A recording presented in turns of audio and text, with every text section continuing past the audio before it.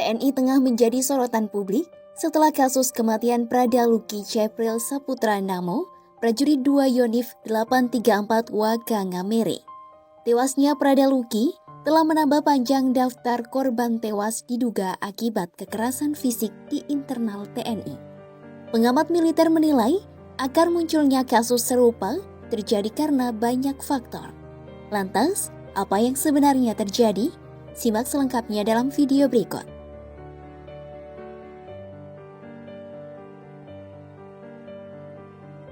Luki Cepril Saputra Namo merupakan prajurit TNI dari Yonif TP 834 Wagangamere di Nagekeo, Nusa Tenggara Timur. Prada Luki tewas usai diduga dianiaya puluhan seniornya 6 Agustus 2025 lalu.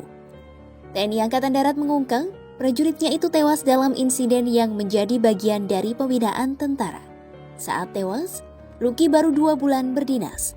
Kasus kematian Prada Luki sempat viral saat sang ayah, Sirma Christian, mengamuk di Rumah Sakit Wirasakti Kupang karena permintaan otopsi sang putra tak dipenuhi manajemen rumah sakit. Ia pun mendesak keadilan atas kematian anaknya tersebut. Nyawa saya taruhan, kalau keadilan ini percuma Indonesia bubar. Bubarkan Indonesia. Merah putih saya pakai buat apa? Ada satu catatan, biar tidak ada Luki yang lain, Luki yang lain. Ingat Bapak, anak tentara aja dibunuh kok, bagaimana mau yang lain? Saya tidak punya kekuatan. Tapi keadilan pasti Tuhan akan, jangankan manusia, Tuhan aja mendukung kok. Penting apa? Berani. Bukan hanya sang ayang, Ibunda Luki Sepriana Paulina Mirpei memohon kepada Panglima Kodam Udayana, Maijen Pik Budyakto, untuk mengusut tuntas kematian sang putra. Sepriana meminta agar pelaku penganiayaan Prada Luki hingga mengakibatkan putranya meninggal dunia itu dihukum mati dan dipecat dari TNI. Saya seorang ibu, saya minta keadilan. Saya anak sudah mati sia-sia. Mati di medan perang saya terima, itu tugas dia, bela negara, bela bangsa. Ini mati sia-sia di tangan senior. Proses mereka pecat, bila perlu hukuman mati. Kakak Luki Lusinamo menduga sang adik mengalami penganiayaan yang terus berulang dari para seniornya. Luki yang tak tahan dianiaya sempat memutuskan kabur dan bersembunyi di rumah orang tua asuhnya Juli lalu. Namun, Lucy menyebut sejumlah senior Luki mengetahui keberadaan sang adik dan membawanya kembali ke barak. Luki pun diduga kembali disiksa dan sempat menelepon Lucy menceritakan apa yang dialaminya. Atas kasus ini, Polisi Militer Kodam Udayana menetapkan 20 tentara sebagai tersangka. Pihak TNI Angkatan Darat menyebut polisi militer menjerat para tersangka dengan sejumlah pasal berbeda, salah satunya yakni pasal 132 Kitab Hukum Pidana Militer.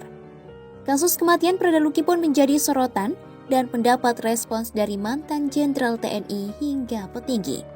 Anggota DPR yang merupakan pensiunan TNI Tubagus Hasanuddin menilai, para tersangka kasus kematian Prada Luki sepatutnya dijatuhi hukuman berat. Menurutnya, klaim pembinaan yang menjadi dalih tindakan fisik ke Prada Luki tidak bisa menjadi alasan pembenaran apa yang terjadi. Berkaca dari insiden ini, Hasanuddin menyebut pimpinan TNI harus menyusun regulasi untuk mencegah pembinaan berujung kematian.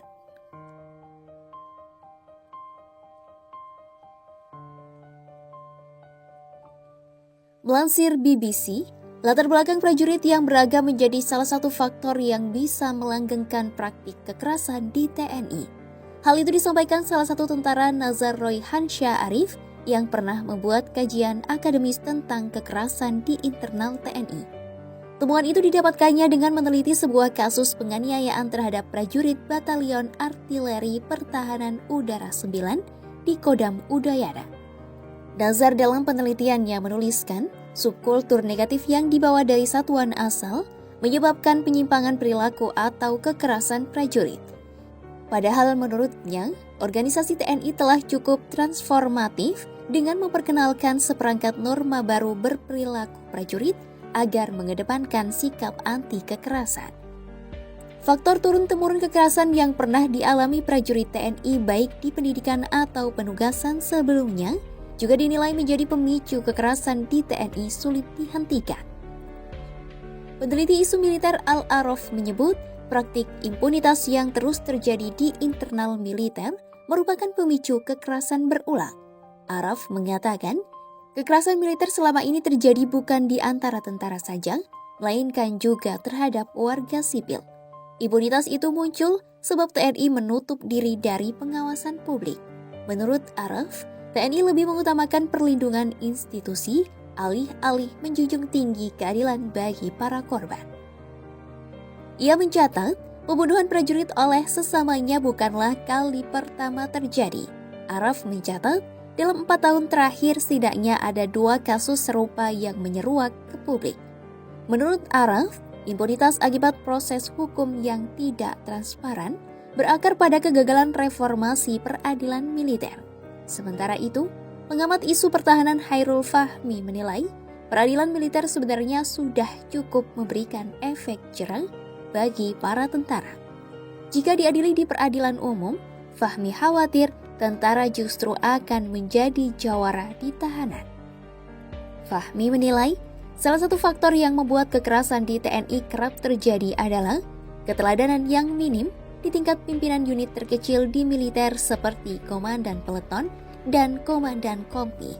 Ketegasan di tingkat ini disebutnya krusial untuk menentukan wajah anggota TNI, baik di internal militer maupun kepada masyarakat sipil. Kasus kematian Prada Luki menjadi daftar panjang kematian akibat kekerasan fisik di internal TNI. Kini, kasusnya telah bergulir di persidangan militer. Menurut pengamat, praktik impunitas yang terus terjadi di internal militer menjadi pemicu kekerasan berulang. Selain itu, keberagaman latar belakang para prajurit pun dinilai menjadi salah satu alasan di balik kasus serupa terus terjadi. Lalu, apakah kasus serupa akan bisa berhenti? Simak terus update berita-berita menarik lainnya hanya di kanal YouTube. Download Tribun X sekarang, menghadirkan lokal menjadi Indonesia.